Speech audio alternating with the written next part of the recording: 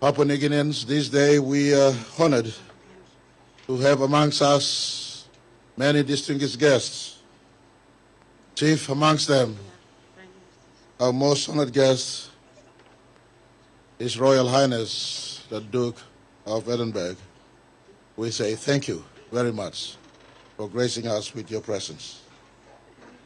To all leaders from abroad, heads of state, heads of government, and those who are special envoys to your respective leaders, thank you very much. Thank you, Bada Herea. Big bless, thank you through. Lord, you choose, Lord, stay with us, or for you to be with us in this auspicious moment.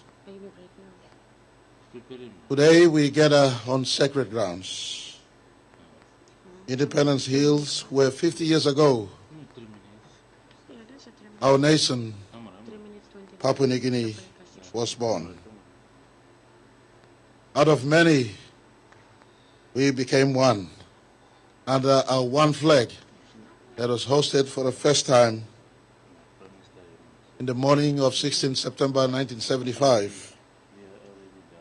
Hours preceding, we witnessed the lowering of the Australian flag for the last time in what is now Papua New Guinea. In that morning, the world witnessed the birth of the most diverse nation on earth, with over many tribes, over 1,000 tribes in fact, speaking over 800 languages. From many, we became one people, one nation, one country was birthed and was uttered and was sounded for the first time. And 50 years on, the one nation, one country, one people rolls on. Our parents and our grandparents, to the children of Papua New Guinea, created history and witnessed history. They were historians. They carved out the country we enjoy today. And I want to pause back and step back and in commemoration of this moment, say thank you to the greatest generation of Papua New Guineans ever lived, the Sumara generation, the St. Julius generation. That generation and the achievement will never ever be repeated by any one of us, and we stand under the shadows. And I want to pay a special commendation to the 7 who are still alive today, 2 represented here. Dr. John Mummies and Lady Elizabeth, thank you for your presence. Sir John Capitan, thank you for your presence. We know Sir Yano Bello right now is in Kagua, doing his program in Kagua. We have Sir Warren Dutton amongst us. I want to also pay respect to Lady Veronica Marape and the Marape family. Thank you very much for your ever presence in our nation's life. Today here, representing all our First Ladies also, I see Lady Stella Chain. It was one of my honor but unfortunate task of laying to rest the last man standing in our national parliament from the class of 1968. I lay to rest Chief, the Right Honorable Sir Julius Chain, few months ago.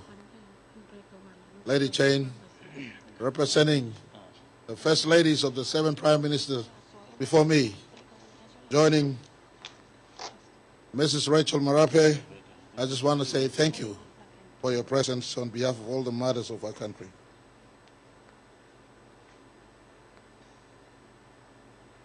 Our story does not begin in 1975. We are ancient people. For thousands of years, we have lived in this part of planet Earth, thriving in the highlands, moving in the lowlands and along the coastal areas, and traveling in between the islands of our land, as well as the islands of the Pacific. The UNESCO World Heritage Site of Cook in Western Highlands depicts civilization and ancient people who lived in our land over 10,000 years ago. They were cultivating agriculture. The Lapita poetry found in the New Guinea Islands of our country is found across our Pacific, depicting seafaring people in between the New Guinea Islands, the islands of Papua New Guinea, and our Pacific neighbors, traveling in between. Domestically, the Hiri voyage between Gulf and Hiri, for instance, depicts people trading and coexisting. The Kula exchanges in the Kula trade of the islands of Milne Bay. The opposition leader is from that place. The opposition leader is present amongst us, and I do acknowledge him. I beg your pardon. Depict ancient people coexisting, trading, living together. The exchange between the lowlands and the highlands of the Kina shell, the Kina we use today to the children of Papua New Guinea, was not a concept battered at 1975. It was an ancient concept. Trading was going on amongst our people. This is a proof that we are a resilient people. We existed long before there were medicines to malaria. We connected to each other long before there were connections by road, by sea, by air, by road. We are people that has lived here.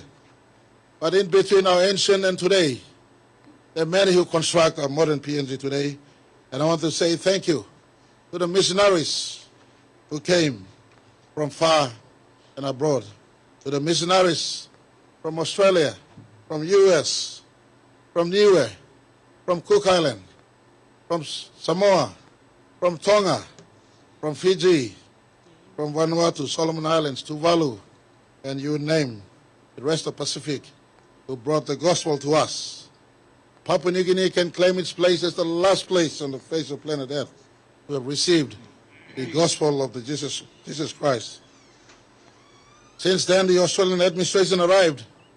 They were an amazing nation themselves, but tasked with the responsibility in the early 1900s to take care of Papua New Guinea, or the territory of Papua as it was, and the territory of New Guinea. The Australian administration came in, did their best for our country. I want to step back and say thank you to all Australians. Before 1975, we had a hand in the construct of our country, from the businessmen, from the clergymen, and also the public servants who were teachers, who were administrators, who were magistrates. We call some of them the Kiaps. Seated amongst us this morning is one who was in my own part of the highlands of Papua New Guinea, in Como in 1975, Mr. and Mrs. Hognall, who witnessed the hosting of PNG flag, but more importantly themselves participated in the embrace of the Australian flag that was lowered for the last time in Como, then Southern Highlands. This depicts our past on where we've come from a 1,000 tribe under the founding fathers of our country. We united under one flag, united under one constitution, embrace each other under one dream, that we too can become a family of nations. And since then, the one people, one nation, one country has rolled on. At 1 minute past midnight on 16 September 1975, our first Governor General, Sir John Ghis, proclaimed to the world, Papua New Guinea is now independent. A few hours earlier, as the Australian flag was lowered, Sir John reminded the crowd, we are lowering the Australian flag and not tearing it down. These words capture the dignity of our transition and the goodwill with Australia. Independence was not born out of anger, but out of respect, humility, and faith in the future prospect of Papua New Guinea. And for this, I want to take time to thank the Australian Parliament, the Australian Labor government then, the great man, late Sir Gough Whitlam, in his strong leadership that said, yes, Papua New Guinea can be independent. and the birth of our country was ushered in.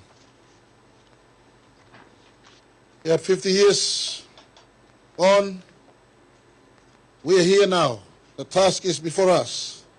The founding fathers of our country and the mothers of our country have moved on. A few constant remains. Our closest neighbor, Australia, along with Indonesia and all our bilateral partners, remain close to us since 1975, when they said they will be partners to us. Our Pacific brothers and sisters have been part of our extended family, as we were in the past. They still remain family to us today, and I say thank you very much for your presence today again, once again. The world has remained solid with us. Our churches have become backbones of our country, and I say thank you to the churches of our country. You have played your part before 75 and right through today. Backbone of our education system, our health system, and the cornerstone of moral leadership in our country. I want to say thank you to the judges, magistrates, Village Court of Magistrates and officials, to the Chief Justice who is here with us, and to all officers of our judiciary. Thank you very much for being defenders of our human rights and our constitutions. To our public servants, our teachers, many health workers, policemen, defense personnel, public servants right throughout the length and breadth of our 21 province and our special region of Bougainville, I want to say thank you very much. Thank you, Badaheria. You have served your flag well. You have served your country well. You have honored your constitution. But lastly, but not the least, to the ordinary Papua New Guineans, wherever you are, you have been the champion of our democracy. Farmers, fishermen, mothers, daughters, fathers, brothers, those who are employed, and those who are just subsistence farmers. For the last 50 years, you have been the cornerstone of our democracy. And I want to say thank you, Father Heria. Thank you very much. This day belongs to each and every one of you out there.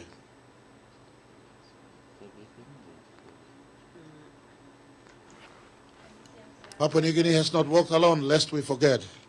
Our partners, those who are here with us, and others who cannot find time to be with us, have been part of us. And to all our development partners, let me say big thank you. On behalf of every citizen of my country past, today at present, and those who will be bettered after me and after us, I want to say thank you very much for all of you who have stood with us the last 50 years. The last 50 years has not been easy. It has been a journey of struggle and survival, but also resilience and progress. The first 27 years of our nation's life have been life of short-term politics and instability. In between, there were many challenges. Fragility and exposure to instability shocked our nation to the core. But thank goodness, in the faith and resilience of our people, in the notion of one country, one people, one nation, our country persevered. The last 23 years, the first 27 years was that, and the last 23 years, we stabilized a little bit. Our democracy produced stability, and we began to see growth in our country. More schools and hospitals were built, roads were opened, airports were constructed. We invested in industries and businesses. We invested in infrastructure also. We're sending more children to study overseas as well as in our country. We're paying free education to all children of our country. And I want to say, whilst we have not achieved much, 50 years on, we stand on a firmer ground of democracy today, more stable, more confident, and ready to transform our country for the next 50 years. Our identity is a unique identity, the most diverse nation on earth. Our diversity is not a migrated diversity, but authentic, birthed from within diversity. And to Papua New Guinea, I want to say that diversity has been the magic in which we have remained one people, one country, one nation. Embrace your brother and sister, the color we have, the creativity we have, the customs we have, the songs we have, the traditions we have, from one hamlet to another hamlet, from one village to another village, from one valley to another valley. That diversity, but unity we found in that diversity is not our weakness, but our greatest strength. In that diversity, we found unity, we found oneness, we found common interests for the preservation of our sovereignty. And I want to say to every Papua New Guinean, embrace your diversity. In the last 50 years, we have preserved our democracy. Many countries around the world have faltered, but Papua New Guinea have preserved our democracy. That is our biggest achievement to date, in my humble view. In that democracy, we have kept our loyalty to our one flag and one constitution. We have invested more in education, enabling thousands of students to be educated since 1975. Yesterday was one of the greatest honor of my life to witness a daughter of our land flying in the Airbus A320 from Canada, flying all the way. Who would have thought 50 years ago that daughter of the land from the Yanga province would be flying in the Airbus itself? This is an indication that our education system, thank you, our education system has produced pilots, engineers, lawyers, doctors. Making mention of doctors, we are capable of working anywhere in the world. One of them seated amongst us, Professor Saisi Kevao, at 1978 turned down an offer to work in Royal Prince Hospital in Melbourne, came back home and served amongst us. An evidence of Papua New Guineans, educated here, coming back, working, carrying our country. 50 years on, we have more Papua New Guineans qualified, working elsewhere, outside and within, an evidence of a nation. 50 years ago, still in touch with traditional life. 50 years later,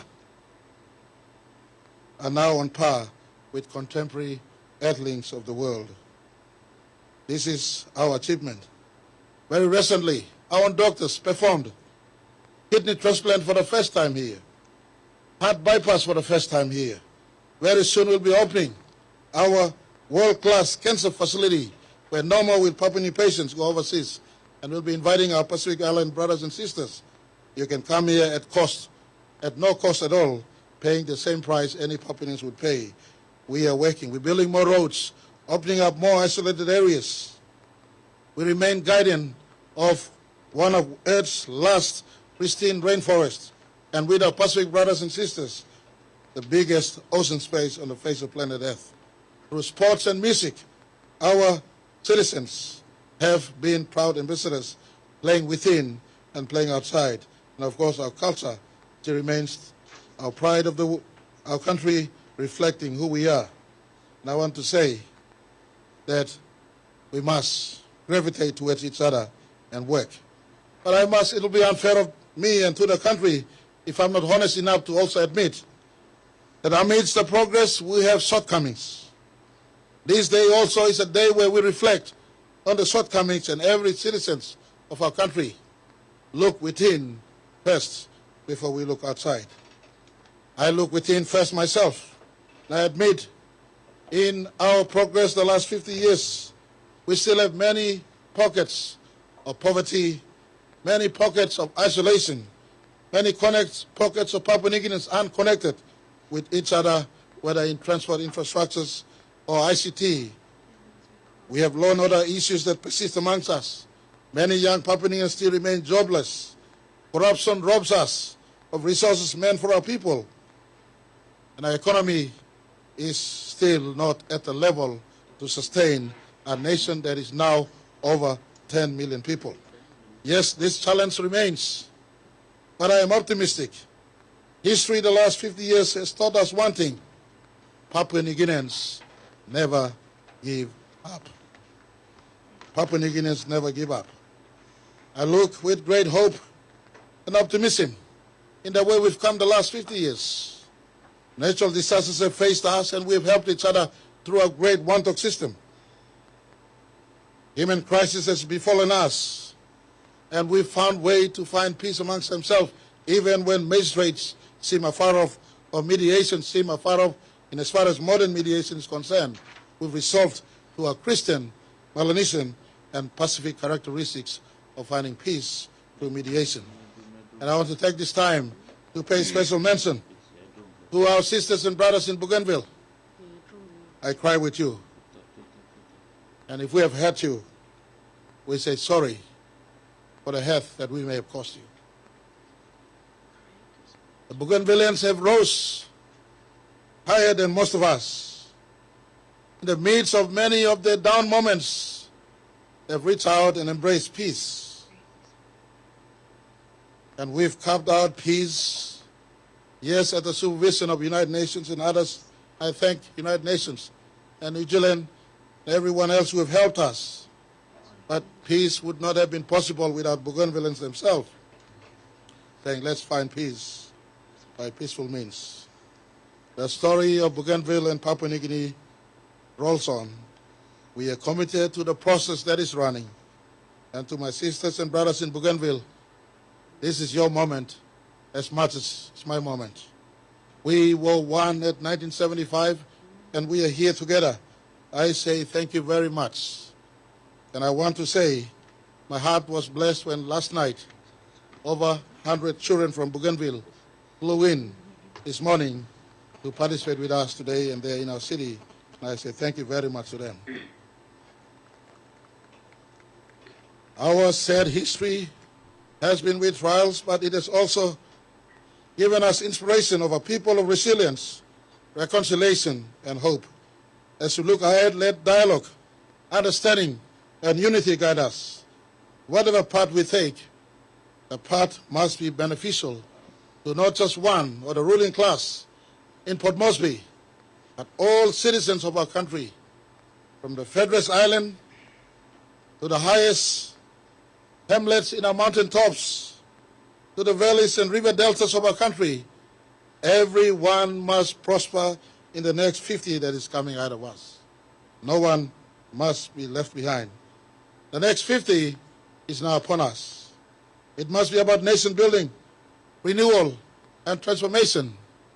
As Leviticus chapter 25, verses 8, 9, and 10 teaches us, that on our 50th year, all of us must reset our minds, reset our purposes, reset our zeal and commitment to the defense of our Constitution, the flag, the reason why we exist as one people, one nation, one country.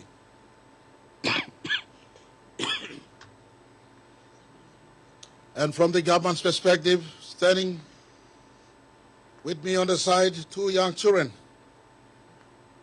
representing the boys and girls of Papua New Guinea. I want to say, our government and any government after my government must put your children and your country to the forefront. For it is for them that we are at work, and it is for them that we hosted this flag this morning. The next 50 is their 50 years. Let us work for them. As Marape and his generation, the great patriarchs of our country and matriarchs of our country, work for us. Fathers and mothers work for us, and we are here today. Who would have thought a boy at 1975 in the remotest of all remote in our country, in a place called Nomad River, seeing my flag being hosted for the first time, in a place where there was no English. I was wearing no shoe, no clothes, standing there seeing my flag for the first time. Yet 50 years later, I'm addressing this country from the least of the least and last of the last. If I could be addressing this country, millions of Papua New Guineans out there, they feel that they are least, they're last. I want to console my own government and governments who will come after me, that you are leaders for the people and you must work to serve our people. It is only in service to our people that our country will feel one nation, one country, one people going forward. And this government, going forward at the very earliest, and for the next 10 years, I propose that we migrate 1 million people who are currently in land in subsistence agriculture, we move this 1 million family into commercial agriculture at the very earliest. They own land in and around our country. They must be into commercial agriculture at the very earliest. Connectivity by infrastructures, by ports and jetties, by roads, by ICT must reach our people at the very earliest.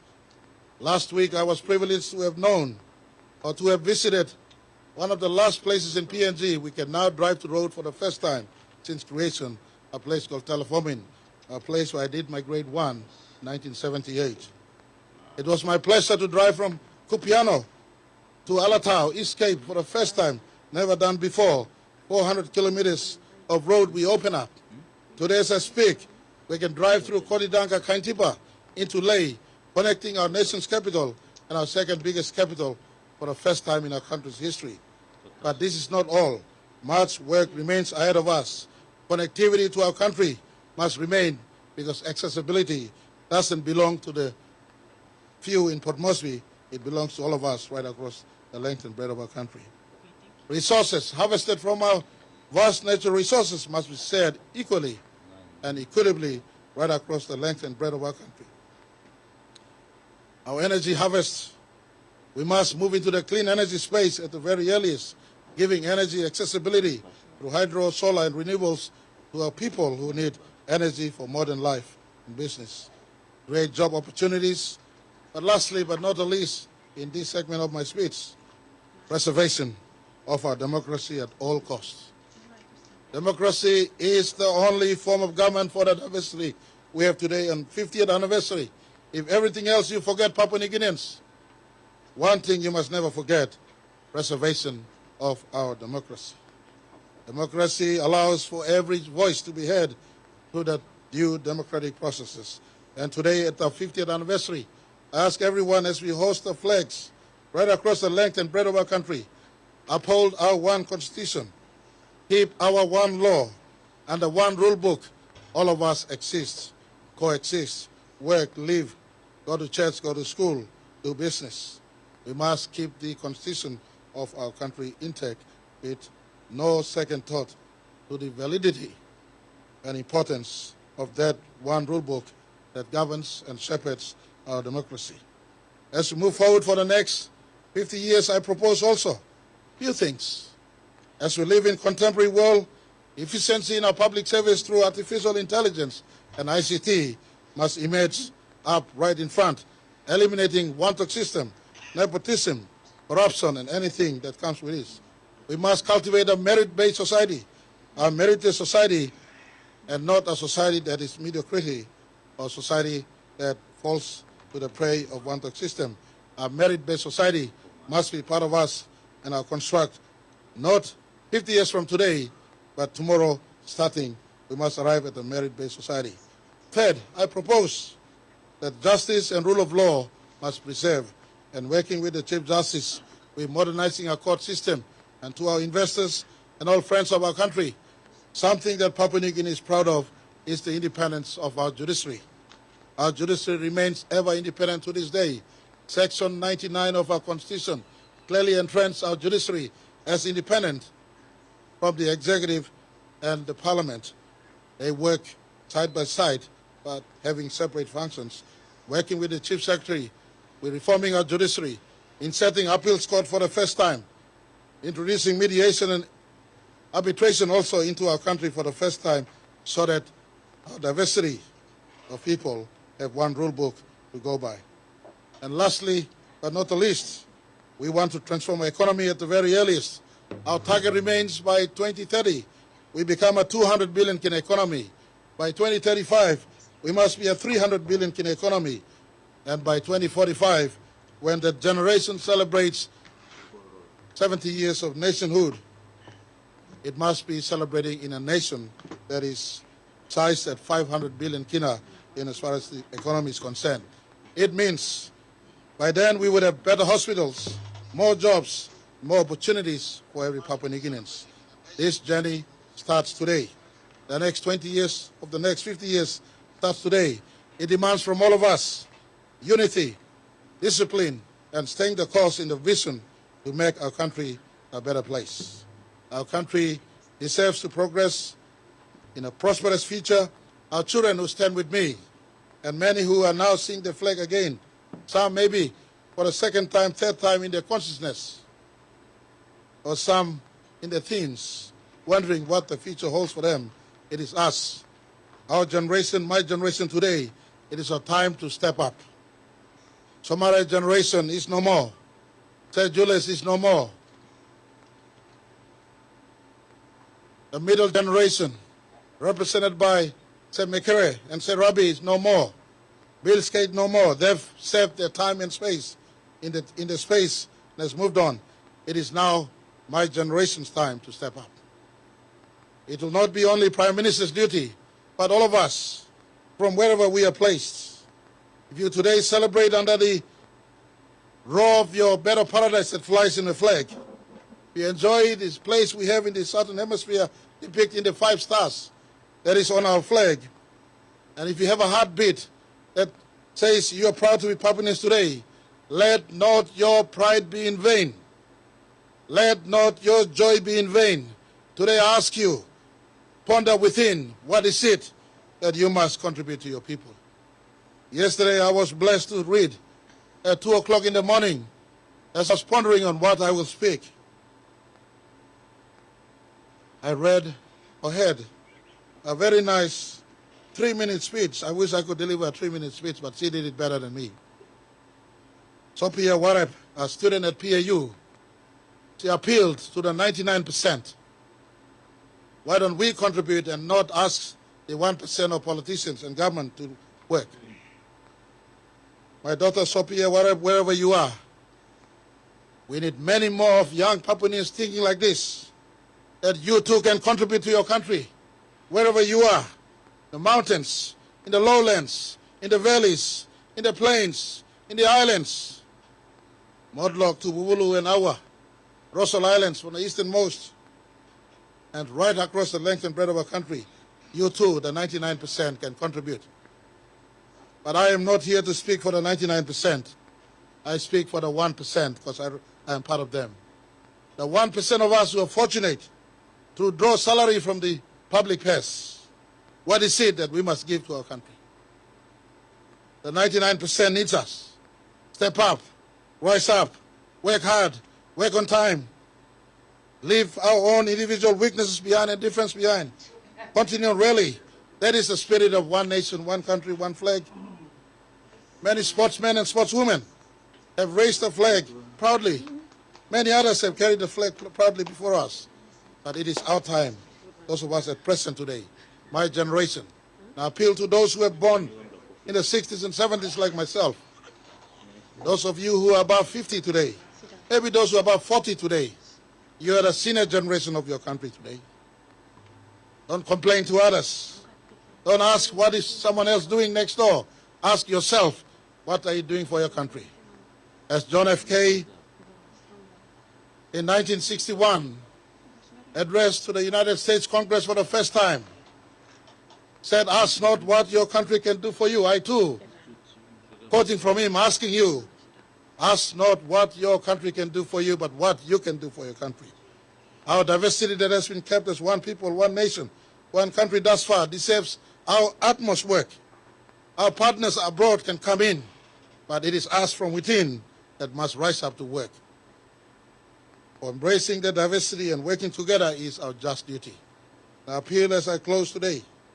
The flag rising up this morning means nothing. There'll be a 17th of September tomorrow. There'll be a 18th of September tomorrow.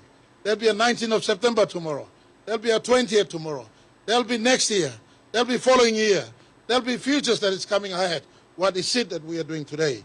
As your chief servant of this most diverse country, I am humbled to be here, but I'm looking within myself now.